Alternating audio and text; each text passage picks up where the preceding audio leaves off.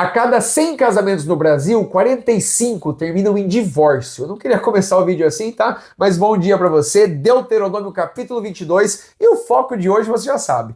Casamento. Se você é casado, noivo ou até mesmo solteiro, esse tema aqui é para todos, tá? Porque hoje a sociedade, ela deturpou o casamento. Ela acha que é uma prisão, uma besteira, não serve para nada, o que é meu, o que é dela, e ponto final. E não é assim. Jesus, ele usa uma expressão que eu gosto muito, lá em Mateus 19, que ele fala, no princípio não foi assim. Como assim no princípio não foi assim? Porque lá atrás, com Adão e Eva, Deus estipulou o primeiro casamento. E para as outras gerações, ele estipulou da mesma forma. O casamento é uma bênção, é algo para trazer alegria para o casal, para eles desfrutarem de bons momentos, para eles terem paz, sabedoria um com o outro, amar um ao outro. Mas aí a gente sabe que por conta da desobediência, o pecado surgiu e deturpou tudo. E hoje a gente vê um caos no casamento. Só esse dado que eu passei para você, de a cada 100 casamentos no Brasil, 45 terminam em divórcio, você percebeu que é quase metade. Quase metade. E um outro dado aí para você, tá?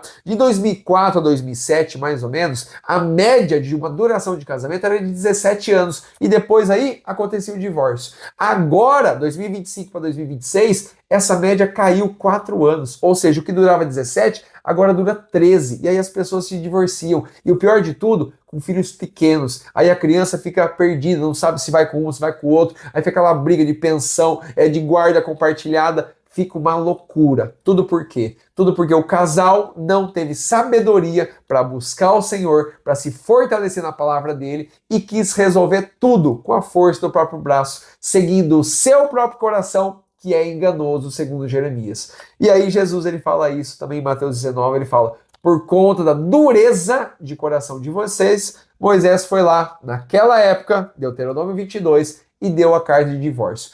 Na verdade, no 24, mas aqui ele já dá meio que um prelúdio do que vai ocorrer. Mas aqui no 22, para você entender, tá? É uma proteção com as mulheres sobre aquela época, porque realmente tinha umas situações ali terríveis, de traição, de adultério, de estupro, tanta coisa assim que é bem tensa mesmo, mas que Deus sempre esteve presente. Ele sempre mostrou o caminho. Ele nunca deixou o povo simplesmente, faz o que vocês bem entender aí. Pelo contrário, ele sempre guiou, protegeu de todas as formas possíveis. Mas, por conta do pecado, dureza do coração do homem, aí eles querem fazer o que eles bem entenderem, é assim mesmo, tudo mais.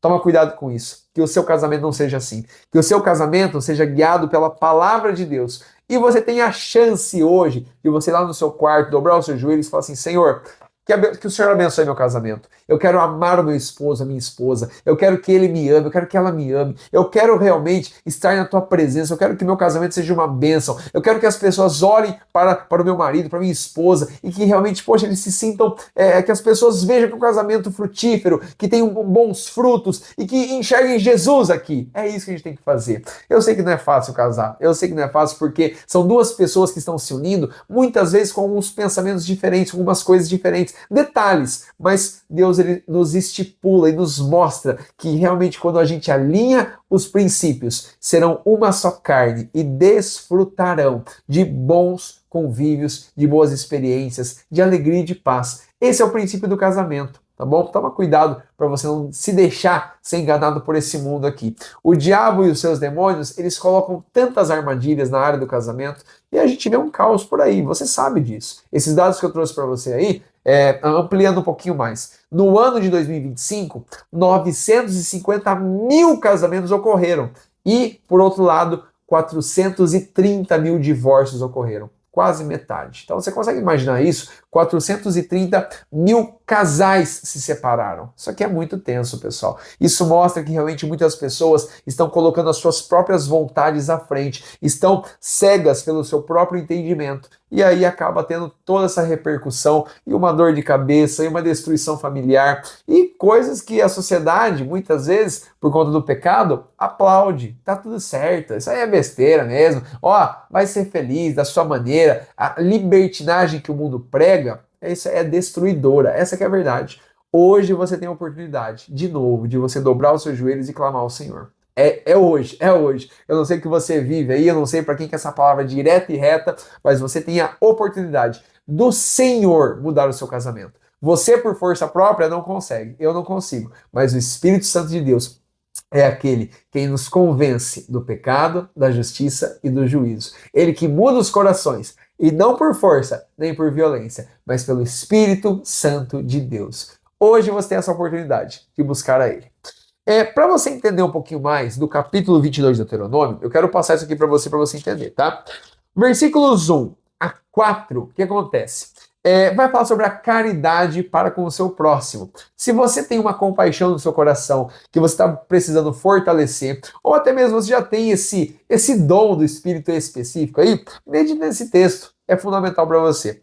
Dos versículos 5 a 12, são assuntos um pouquinho aleatórios. Moisés ele faz questão de relatar alguns dados sobre vestimenta do homem e da mulher, sobre o cuidado com os pássaros ali, para que vocês prolonguem as suas próprias vidas. Isso aqui é fundamental também. Então você fica à vontade para meditar. Mas o casamento você vai entender do versículo 13 ao versículo 30. Uma proteção para as mulheres diante de uma sociedade que o homem ali era o provedor, e realmente acontecia situações bem drásticas e tensas, como traições, adultérios, e aí Moisés ele vai lá e ele orienta tudo isso, tá? Então, assim, uma questão de juízo aqui, para mostrar que o pecado na relação entre marido e mulher, ele não pode existir, ele não pode ser valorizado.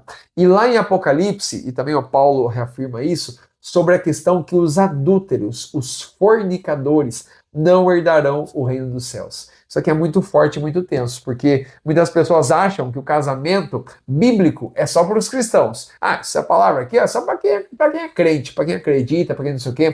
E não, é um princípio para todos. A palavra de Deus é para todos, querendo ou não. Mas eu quero deixar uma coisa muito clara para você.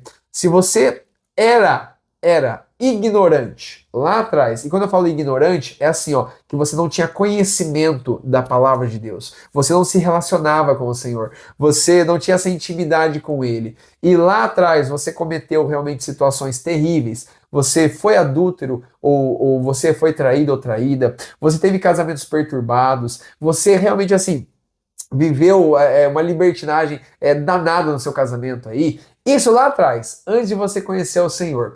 Pode ter certeza que se você buscar a Ele de todo o seu coração, se arrepender dos seus maus caminhos e dos seus pecados, Ele vai te perdoar porque Ele é fiel e justo, Ele apaga tudo isso e agora novas coisas irão surgir. Ele tem uma nova vida para você. E a prova maior, sabe qual que é? É que Jesus se sacrificou naquela cruz do Calvário por amor a você e a mim, levando todo o pecado, toda a maldição que havia em nós. Então, ele tomou sobre si as nossas dores, os nossos pecados. Então, se você lá atrás começa a passar um filme na sua cabeça, você fala assim, eu fiz isso, hoje você tem a chance de falar assim, Senhor, eu não sou mais a mesma pessoa. Eu estava num tempo de uma ignorância. Por favor, me perdoa. E eu quero começar do zero. Eu quero passar por esse novo nascimento que o Senhor fala em João capítulo 3. Eu quero ser tomado pelo Espírito Santo de Deus. Eu quero que o meu casamento seja uma bênção.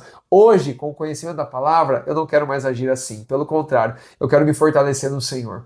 Então, só Deus vai mudar o seu coração. Tá? Só Deus vai tocar em você aí para isso, para você entender o valor de honrar o seu marido, honrar a sua esposa, honrar os seus filhos, honrar o seu casamento. O seu passado, se você crê hoje que o Senhor Jesus apagou, você pode jogar fora um peso, porque ele realmente apagou. Tá? Ele não leva em consideração, a palavra de Deus nos diz que ele não leva em consideração o tempo da ignorância, mas pelo contrário, coisas novas ele tem para você, porque você se arrependeu e você não quer mais cometer aquilo. Você precisa arrumar algumas coisas e consertar alguns detalhes. E às vezes você sofre de consequências lá do passado. Mas eu digo para você que o Espírito Santo de Deus te renova hoje, para você ter um casamento abençoado e maravilhoso, tá bom?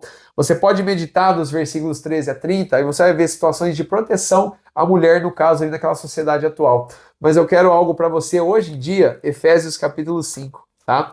Você pode abrir em Efésios capítulo 5, Paulo ele vai falar palavras maravilhosas, onde ele fala ali, a partir do versículo 22 em diante, fala para amar a nossa mulher, amar o nosso marido, assim como a igreja, como Cristo ama a sua igreja. Nossa, ele fala palavras aqui maravilhosas. Você pode meditar também. Efésios 5, do 22 ao 33, e Deus vai renovar o seu coração, transformar o seu casamento. O casamento é uma bênção de Deus. Não desista do seu casamento. Coloque o seu casamento nas mãos do Senhor, dobre os seus joelhos e creia que Ele vai te abençoar. Nos vemos no 23. Um grande abraço, Deus abençoe.